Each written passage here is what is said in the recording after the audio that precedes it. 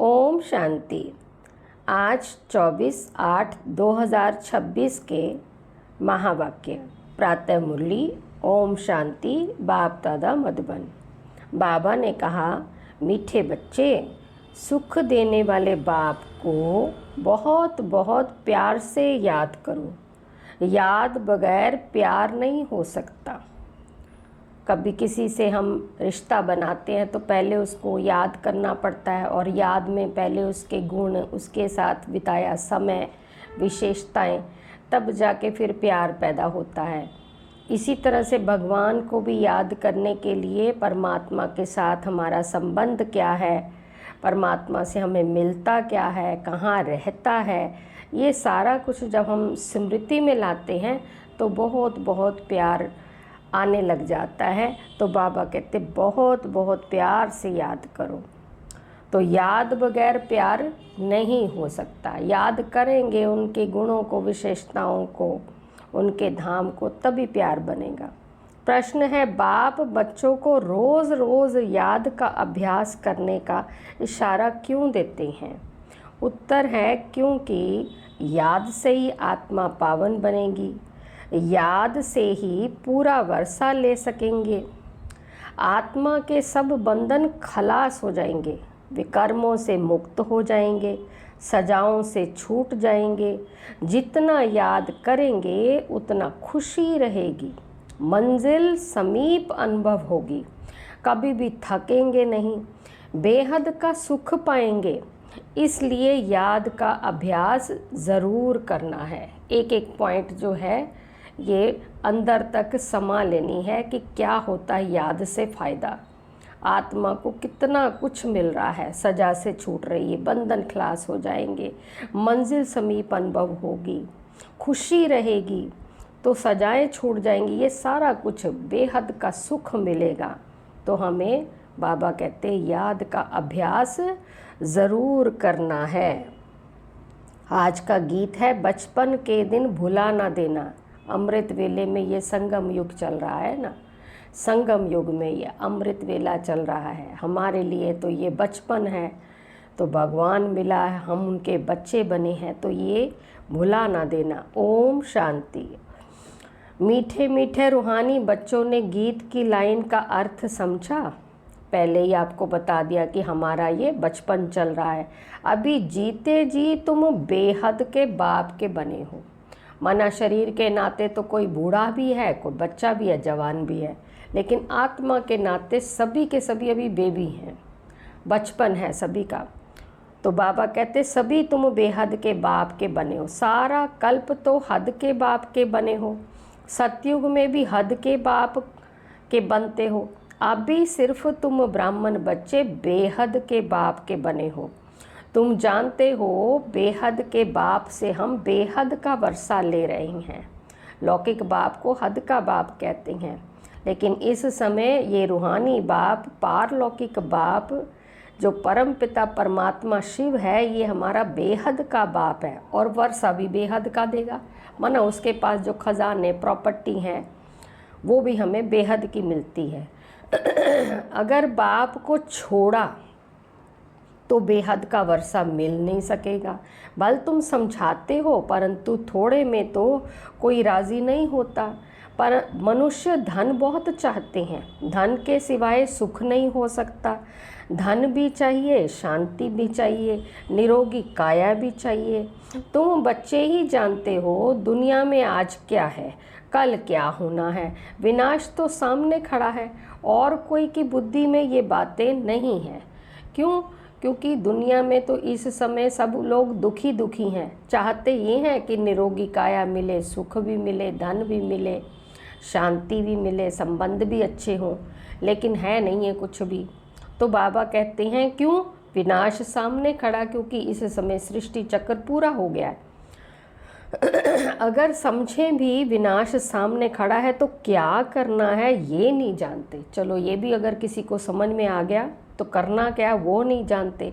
तुम बच्चे समझते हो कि ऐसे मालूम होता है कि कब भी लड़ाई लग जाए, थोड़ी चिंगारी लगे तो भम्बट मच जाए, देरी नहीं लगेगी। आगे भी थोड़ी सी बात से कितनी बड़ी लड़ाई लग गई। बच्चे जानते हैं कि पुरानी दुनिया खत्म हुई की हुई, इसलिए अब जल्दी ही बाप से वर्षा लेना है। बाप को सदैव याद करते रहेंगे तो बहुत हर्षित रहेंगे, सदैव याद करते रहेंगे। देह अभिमान में आने से ही वो खुशी गायब हो जाती है। देही अभिमानी बनते हो तो बाप को याद करते हो, देह अभिमान में आने से बाप को भूल के दुख उठाते हो। तो जितना बाप को याद करेंगे उतना बेहद के बाप से सुख उठाएंगे। भगवान जो है सुख देता है, हमें दुख नहीं देता है। दुख हमारे लिबरेट करता है, दूर करता है। तो बाबा कहते सुख उठाएंगे जितना बेहद के बाप से ही बाप को याद करेंगे। यहाँ तुम आए ही हो ऐसा लक्ष्मी नारायण बनने। बाबा ने लक्ष्मी नारायण का चित्र दिखाते हुए ऐसे बोला होगा। राजा रानी और प्रजा का नौकर चाकर बहुत फर्क है ना। कहाँ तो राजा रानी, कहाँ प्रजा का नौकर चाकर। अभी का पुरुषार्थ फिर कल्प कल्पांतर के लिए कायम हो जाता है। जो इस समय हमने कर लिया आगे जाके फिर वही हमें मिलता रहेगा पूरे कल्प में। पिछाड़ी में सबको साक्षात्कार होगा। हमने कितना पुरुषार्थ किया है। अब भी बाप कहते हैं अपनी अवस्था को देखते रहो। मीठे ते मीठे बाबा जिससे स्वर्ग का वर्षा मिलता है उनको हम कितना याद करते हैं। तुम्हारा सारा मदार है ही याद पर। जितना याद करेंगे उतना खुशी भी रहेगी। समझेंगे बस अब नज़दीक आकर पहुँचे हैं। कोई थक भी जाते हैं, पता नहीं कि मंजिल कितना दूर है। पहुँचे तो मेहनत भी सफल हो। बाबा कहते याद करने की मेहनत पहुँचे तो सफल भी हो। दुनिया को ये भी पता नहीं कि भगवान किसको कहा जाता है। उनका तो याद करने का मतलब ही नहीं है। जिनको यही नहीं पता भगवान किसको कहा जाता है, कहाँ रहता है, उससे संबंध क्या है। कहते भी हैं हे भगवान, फिर कह देते हैं ठिक्कर बित्तर में है। अभी तुम बच्चे समझते हो कि हम बाप के बन चुके हैं। भगवान अपनी वाणी में अपना परिचय भी दे रहा है, हमें समझा रहा है, हमारा भाग्य बना रहा है, हमारी अपनी भी आत्मा का जो बुद्धि का ताला है वो खोल रहा है। तो बाबा कहते हैं अभी तुम बच्चे समझते हो हम बाप के बन चुके हैं। अब बाप की ही मत पर चलना है। भल विलायत में हो वहाँ रहते भी सिर्फ बाप को याद करना है।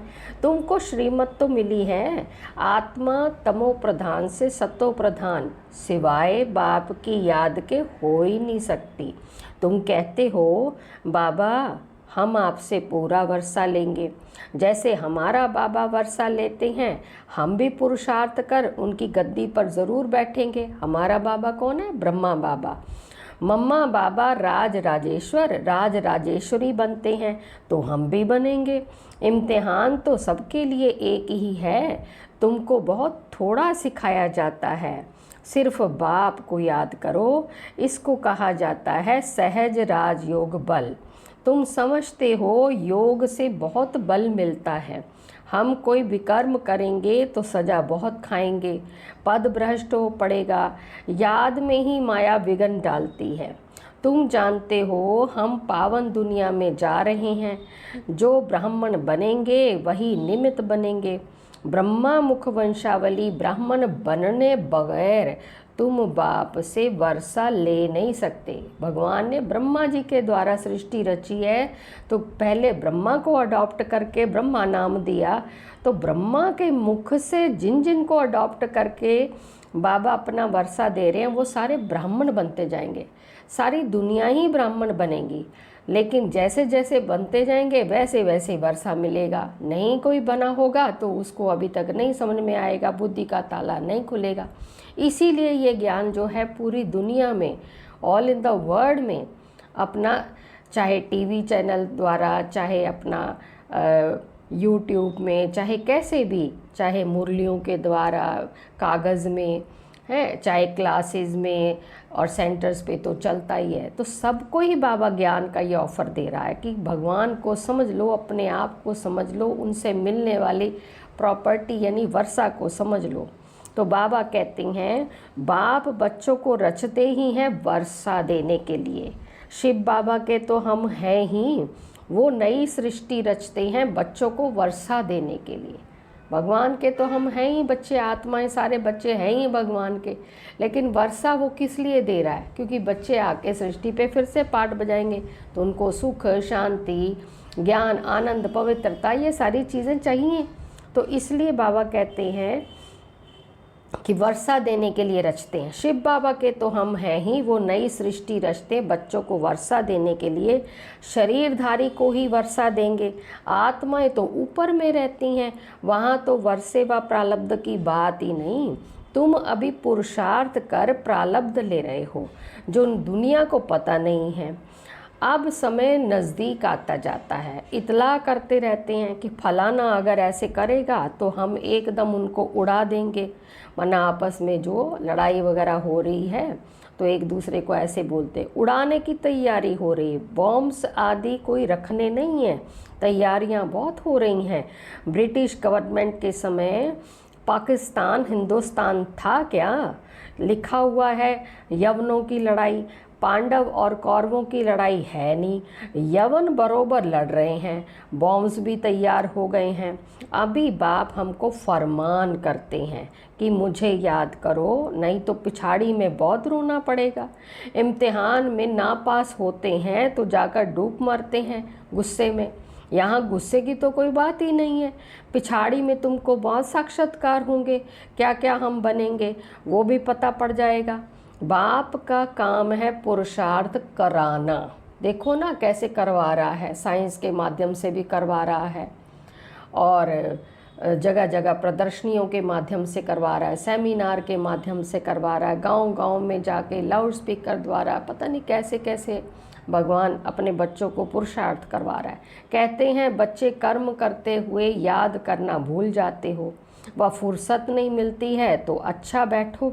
बाबा कहते हैं नहीं फुर्सत मिलती है, चलो कर्म करते हुए तो अच्छा बैठ के याद करो, साइलेंस में बैठ जाओ, कर्मेंद्रियों को शांत कर लो, याद में बैठकर बाप को याद करो। आपस में तुम मिलते हो तो भी ये कोशिश करो कि हम बाबा को याद करें। मिलकर बैठने से तुम याद अच्छा करेंगे, मदद मिलेगी। मूल बात है बाप को याद करना है। यहाँ आओ व ना आओ, कोई विलायत जाते हैं फिर आ तो नहीं सकेंगे, वहाँ भी सिर्फ एक बात याद रखो कि बाप की याद से ही तुम तमो प्रधान से सतो प्रधान बनेंगे। बाप कहते हैं सिर्फ एक बात याद रखो, बाप को याद करो। बाप कहते हैं मन मना भव, मुझे याद करो तो विश्व का मालिक बनेंगे। मूल बात हो जाती है याद की, कहाँ भी जाने आदि की बात नहीं है। घर में रहो सिर्फ बाप को याद करते रहो। पवित्र नहीं बनेंगे तो याद कर नहीं सकेंगे। माना भले घर में भी रह रहे हो लेकिन धारणाएं तो पूरी करनी पड़ेंगी ना। पवित्र भी रहना है, रोज़ ज्ञान का मनन चिंतन भी करना है, रोज़ ज्ञान सुनना भी है, परमात्मा के कार्य में मददगार भी बनना है, तब जाके आपकी तरक्की हो सकती है। नहीं तो फिर सेंटर में तो ज़रूर जाइए। अगर नहीं जा सकते हैं तो अपने नियम कायदे बना के रखिए। बाबा कहते हैं कि पवित्र नहीं बनेंगे तो याद कर नहीं सकेंगे। ऐसे थोड़ा ही है कि सब आकर क्लास में पढ़ेंगे, मंत्र लिया फिर कहाँ भी चले जाओ। सतो प्रधान बनने का रास्ता बाप ने बतलाया है। यूँ तो सेंटर पर आने से नई नई पॉइंट्स सुनते रहेंगे। अगर किसी कारण से नहीं आ सकते हैं, बरसात पड़ती है अथवा कर्फ्यू लगता है, कोई बाहर नहीं लग सकते हैं, निकल सकते हैं, फिर क्या करेंगे? बाप कहते हैं हर्जा नहीं है, कहाँ भी रहते तुम याद में रहो। ये कंडीशंस बता दी आने वाले समय की कि सेंटर पर नहीं आ पाए किसी कारण, तो फिर आप घर में बैठ के याद करो, हर्जा नहीं है। कहाँ भी रहते तुम याद में रहो, चलते फिरते याद करो। औरों को यही कहो कि बाप को याद करने से विकर्म विनाश होंगे और देवता बन जाएंगे। अक्षर ही दो हैं। बाप कहते हैं ये बचपन भूल ना जाना। आज हंसते हो कल रोना पड़ेगा। अगर बाप को भुलाया तो बाप से वर्षा पूरा लेना चाहिए। ऐसे बहुत हैं, कहते हैं स्वर्ग में तो जाएंगे ना, फिर जो तकदीर में होगा। उनको कोई पुरुषार्थ करना नहीं कहेंगे। बाबा कहते हैं ये क्या हुआ कि किसी नौकर चाकर बन गए? ये कोई बाप अपना ऐसे चाहेगा कि मेरा बच्चा नीचे का पद पाए? ये तो फिर बेहद का बाप है। तो बाबा कहते हैं इसको पुरुषार्थ नहीं कहा जाता। मनुष्य पुरुषार्थ करते ही हैं ऊंच मर्तबा पाने के लिए, कि ज़्यादा से ज़्यादा पढ़ाई भी इसीलिए करते हैं कि हमें ज़्यादा से ज़्यादा अच्छा पद मिले, फिर अच्छा काम धंधा मिले, नौकरी मिले, डेजिग्नेशन मिले। तो इसलिए बाबा भी यही बात समझा रहे हैं कि ऊंच मर्तबा मिलता है। अब जबकि बाप के पास ऊंच मर्तबा मिलता है तो गफलत क्यों करनी चाहिए? स्कूल में जो नहीं पढ़ेंगे तो पढ़े लिखे के आगे फिर भरी ढोनी पड़ेगी। बाप को पूरा याद नहीं करेंगे तो प्रजा के भी फिर नौकर चाकर जाए बनेंगे। इसमें खुश थोड़े ही होना चाहिए। तो बाप समझाते हैं, मीठे मीठे बच्चों, सम्मुख रिफ्रेश होकर जाते हो। कई बांधेलियां हैं, हर्जा नहीं है, घर बैठे बाप को याद करती रहो। तुमको कितना सहज समझाते हैं। मौत सामने खड़ा है, अचानक ही लड़ाई शुरू हो जाएगी। एक दो को कहते हैं थोड़ा भी गड़बड़ किया तो हम ऐसा करेंगे, पहले से ही कह देते हैं। बॉम्ब्स की मगरूरी बहुत है ना। बाप कहते बच्चे अर्जुन योग बल में होशियार हुए नहीं हैं। ऐसा ना हो लड़ाई लग जाए, परंतु ड्रामा अनुसार ऐसा होगा ही नहीं। बच्चों ने पूरा वर्षा लिया नहीं है, इसलिए निश्चय होता है कि ये लड़ाई करके लगेगी भी तो भी बंद हो जाएगी। कि जब तक पूरा वर्षा बच्चे नहीं लेंगे तब तक पूरी तरह से लड़ाई भी नहीं लगेगी, क्योंकि अभी राजधानी स्थापन ही नहीं हुई है। लड़ाई करने के बाद होगा क्या आगे? बच्चे तो भी तैयार ही नहीं हैं। तो इसलिए बाबा कहते हैं टाइम चाहिए। पुरुषार्थ कराते रहते हैं, पता नहीं किसी भी समय कुछ भी हो सकता है, क्योंकि अंत में तो अगर जिसने नहीं पुरुषार्थ किया होगा फिर तो वो सजाएं खाएगा, क्योंकि बाप को तो फिर पूरा करना है ना। बस बाबा कहते हैं, क्या कहा बाबा ने? पता नहीं किसी भी समय कुछ भी हो सकता है। पुरुषार्थ बाबा कराते रहते हैं। बस गिर पड़ती है, एरोप्लेन ट्रेन गिर पड़ती, मौत कितना सहज खड़ा है, धरती भी हिलती रहती है। सबसे जास्ती काम अर्थक्वेक को करना है, लेकिन विनाश होने के पहले बाप से पूरा वर्षा लेना है।